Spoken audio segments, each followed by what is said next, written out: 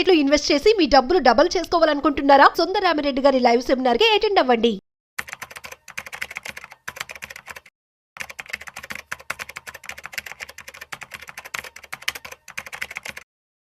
నమస్తేనండి, welcome to Suman TV. నేను వెలి చక్రధర్.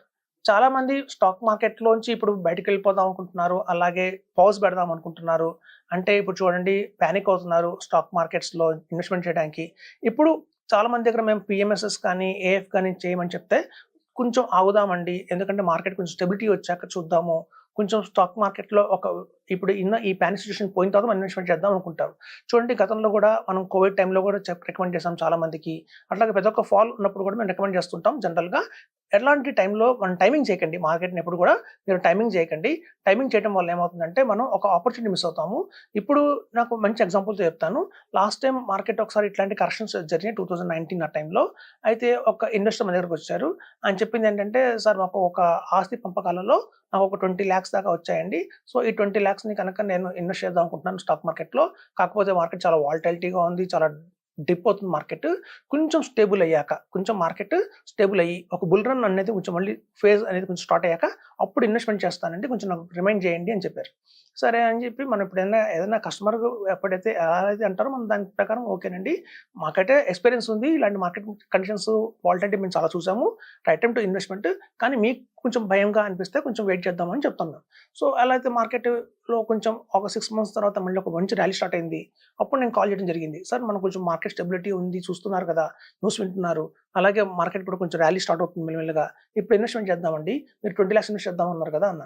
అంటే లేదండి, ఆ 20 lakhsలో ఆల్రెడీ 13 lakhs ఖర్చు అయిపోయినాయి, ఇప్పుడు నా దగ్గర కేవలం 7 lakhs ఉన్నాయి, ఇంట్లో వాళ్ళు ప్రెషర్ ఇచ్చారు, సో ఎట్రిగా కార్ కొనుక్కున్నాను అని చెప్తున్నారు. సో చూడండి, ఆ టైంలో కనుక ముందే ఆ 20 lakhs మార్కెట్ ఎట్లాంటి కండిషన్లో ఉన్నా సరే మనం ఇన్వెస్ట్మెంట్ చేసేస్తుంటే 20 lakhs మనం మార్కెట్లో ఇన్వెస్ట్మెంట్ చేసేవాళ్ళం.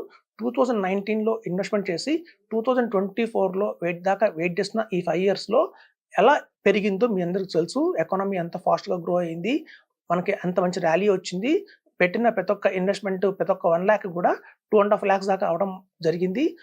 మేము చెప్పినట్టు అప్పట్లోనే ఆ 20 lakhs కనుక వన్ టైంలో ఇన్వెస్ట్మెంట్ చేసేసి ఉంటే మార్కెట్లో 2024కి కూడాను దగ్గర 50 lakhs దాకా ఆయన చూసుండేవాళ్ళు ఆ కార్పస్ని. అలా కాకుండా ఒక్క 3-4 monthsకి, ఒక 6 monthsకి వెయిట్ చేయడం వల్ల ఏమైందంటే ఆ అమౌంట్ కాస్త వేరే వాటికి ఖర్చు అవ్వడం జరిగిపోయింది.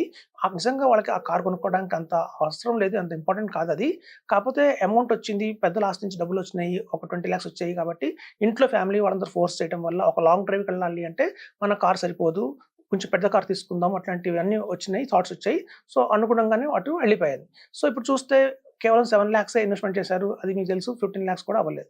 సో ఇప్పుడు చూడండి, మార్కెట్లో అందుకే మేము చెప్తుంటాం, మన దగ్గర డబ్బులు ఉంటే కనుక స్టాక్ మార్కెట్లో ఎప్పటికైనా పెరిగేదే అది, మార్కెట్ తగ్గేది కాదు. ఇప్పుడు చూడండి, గోల్డ్మెన్ సాషే అనే కంపెనీ ఉంది, అది మనకి యుఎస్ వాళ్ళది, ఒక మంచి మల్టీనేషనల్ ఇన్వెస్ట్మెంట్ బ్యాంకింగ్ కంపెనీ అది. సో వాళ్ళు కూడా ఒక సర్వే చేస్తుంటారు. ఎప్పటికీ ఆ సర్వే చేస్తారంటే వాళ్ళు చేసే సర్వేస్, వాళ్ళు ఇచ్చే రిపోర్ట్స్ ఎలా ఉంటాయంటే కేవలం రేపు నెక్స్ట్ ఇయర్ ఒక డికెట్ తర్వాత కాదండి, అనూహ్యంగా 2075లో ప్రపంచ దేశాలు ఎలా ఉండబోతున్నాయి అనేది వాళ్ళు ఒక సర్వే చేశారండి. దాని వల్ల ఒక రిపోర్ట్ అయితే తయారు చేసి మా ఎవరైతే అడ్వైజర్స్ ఉన్నామో మా అడ్వైజర్స్ అందరికి చాలా మందికి సర్క్యులేట్ అవుతున్నాయి. సో ఎవరికైనా కావాలన్నా కూడా అలాంటిది ఏదన్నా కావాలి ఇన్ఫర్మేషన్ అంటే కూడా నేను మీకు వాట్సాప్ చేస్తాను, నా నెంబర్కి మీరు హాయ్ పెట్టండి. సో అలా గోల్డ్మెన్ సాషే చెప్పేది ఏంటంటే ప్రపంచ దేశాల్లో బై 2075 ఆ టైంకి కూడా మనకి ఇండియా ఎలాంటి పొజిషన్లో ఉంటుంది, చైనా ఎలాంటి పొజిషన్లో ఉంటుంది, అలాగే అమెరికా ఏ పొజిషన్లో ఉంటుంది వాళ్ళు చెప్పారు. సో గుర్తుంచుకోండి, 2075 అంటే ఇక్కడ నుంచి మనకు 50 years టైం ఉంది. సో 50 years తర్వాత చూస్తే నెంబర్ 1 పొజిషన్లో చైనా ఉంటుందని చెప్తున్నారండి వాళ్ళు. $50 billion, $51 billion మనకి చైనా నెంబర్ 1 పొజిషన్లో ఉంటుందంటున్నారు. అలాగే సెకండ్ పొజిషన్లో వచ్చి మన ఇండియా ఉందండి, అది $51 ట్రిలియన్లో ఉంది.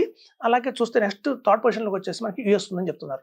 సో చూస్తే చైనా నెంబర్ 1లో పెట్టారు, నెంబర్ 2లో ఇండియాని పెట్టారు, నెంబర్ 3లో యూఎస్ని పెట్టారు.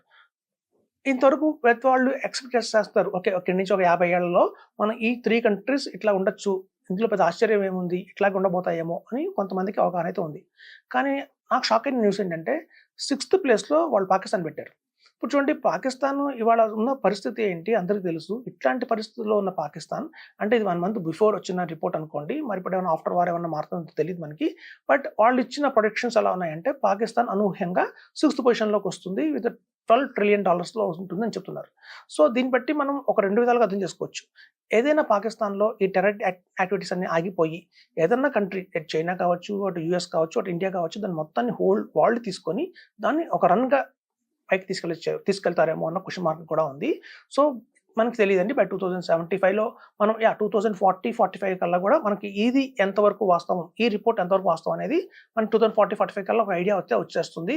మనం 2075 దాకా ఆగక్కర్లేదు. కాకపోతే వాళ్ళు ఇచ్చిన రిపోర్ట్ ప్రకారం ఎలా ఉందంటే 6th ప్లేస్‌లో మన పాకిస్తాన్ పెడుతున్నారు. అంటే ఏంటంటే రాబోయే రోజుల్లో ఈ టెర్రర్ యాక్టివిటీస్ అనేవి తగ్గిపోతాయి. మంచి కంట్రోల్ అయితే అవుతుంది. సో ఎవరైతే ఒక పెద్ద కంట్రీస్ లైక్ చైనా కావచ్చు, అటు అమెరికా కావచ్చు, అటు ఇండియా కావచ్చు, వీళ్ళు ఎవరైనా సరే దాన్ని తీసేసుకుంటారు పాకిస్తాన్‌ని. సో మనం కనుక దాన్ని గ్రోత్ చేస్తే మనలాగానే అది కూడా మనలా కాకపోయినా అట్‌లీస్ట్ మనం చూడండి మనం $50 ట్రిలియన్ వెళ్తామని చెప్తున్నారు. అంటే బై 2075కి కూడా మనం $50 ట్రిలియన్ వెళ్తాము అంటున్నారు. అంటే ఇవాళ యూఎస్ ఎకానమీ 30 ట్రిలియన్‌లో ఉందంటే మనం ఇప్పుడున్న యూఎస్ మించిపోతామండి ఒక 50 ఇయర్స్ తర్వాత. సో మనం ఎప్పుడైనా లాంగ్ టర్మ్‌లో ఆలోచించండి. షార్ట్ టర్మ్ కోసం కాదు. ఇంట్రాడే చేసేవాళ్ళు, ట్రేడింగ్ చేసేవాళ్ళు, స్వల్పంగా ఒక తాత్కాలికంగా మనం ఏదో పాసివ్ ఇన్‌కమ్‌గా చేసేవాళ్ళు ట్రేడ్ చేస్తారండి. కానీ ఇన్వెస్ట్‌మెంట్ చేసే విధంగా ఆలోచిస్తే కనుక మనకి కావచ్చు, మన పిల్లలకి కావచ్చు, తరతరాలుగా మనం కనుక ఏదైనా ఇన్వెస్ట్‌మెంట్ చేయాలి మార్కెట్‌లో అంటే స్టాక్ మార్కెట్‌లో చేయొచ్చండి. ఎందుకంటే నెక్స్ట్ 50 ఇయర్స్‌కి కూడా మంచి గోల్డెన్ ఆపర్చునిటీ అయితే మనకి కళ్ళకి కనిపిస్తుంది. సో మనకి ఇది బెటర్ ఆప్షన్‌గా కనిపిస్తుంది. సో ఇట్లాంటి తాత్కాలికంగా టెంపరరీగా వచ్చే యుద్ధాల కోసం చూసి భయపడి మీరు ఆగిపోకండి. ఇది ఒక లాంగ్ టర్మ్ ఇన్వెస్ట్‌మెంట్. మీకు కనుక ఒక మంచి రిటైర్మెంట్ ప్లాన్ కావచ్చు, ఒక చైల్డ్ ఎడ్యుకేషన్ ప్లాన్ కావచ్చు, చైల్డ్ మ్యారేజ్ ప్లాన్ కావచ్చు, అలాగే ఒక వెల్త్ క్రియేషన్ మనం చేయాలన్నా కూడా మనకి మన నెక్స్ట్ జనరేషన్స్‌కి ఇచ్చేయాలన్నా కూడా ఈ స్టాక్ మార్కెట్ అనేది ఒక మంచి ఆపర్చునిటీగా కనిపిస్తుంది.